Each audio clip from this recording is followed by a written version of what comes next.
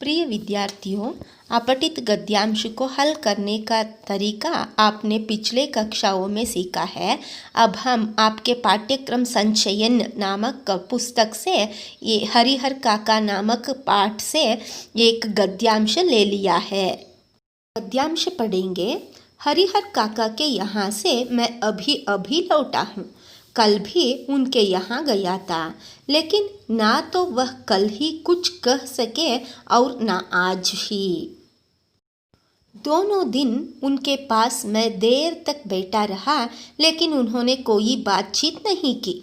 जब उनकी तबीयत के बारे में पूछा तब उन्होंने सिर उठाकर एक बार मुझे देखा, फिर सिर झुकाया तो दोबारा मेरी ओर नहीं देखा। हालांकि उनकी एक ही नज़र बहुत कुछ कह गई।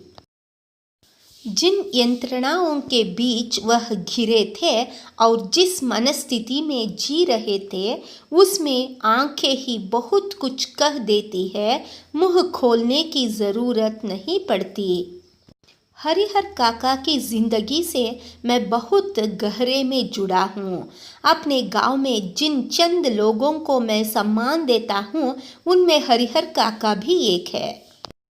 हरिहर काका के प्रति मेरी आसक्ति के अनेक व्यावहारिक और वैचारिक कारण हैं।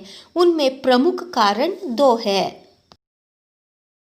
एक तो यह कि हरिहर काका मेरे पड़ोस में रहते हैं, और दूसरा कारण यह कि मेरी माँ बताती है हरिहर काका बचपन में मुझे बहुत दुलार करते थे, अपने कंधे पर बैठा कर घुमाया करते थे।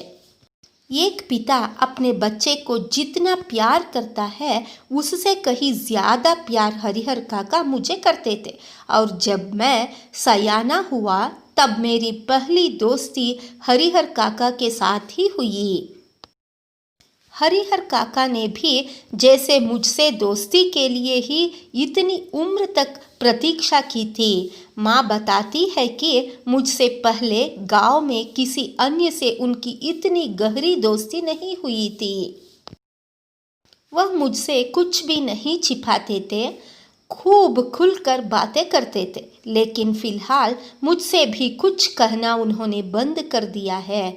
उनकी इस स्थिति में मुझे चिंतित कर दिया है।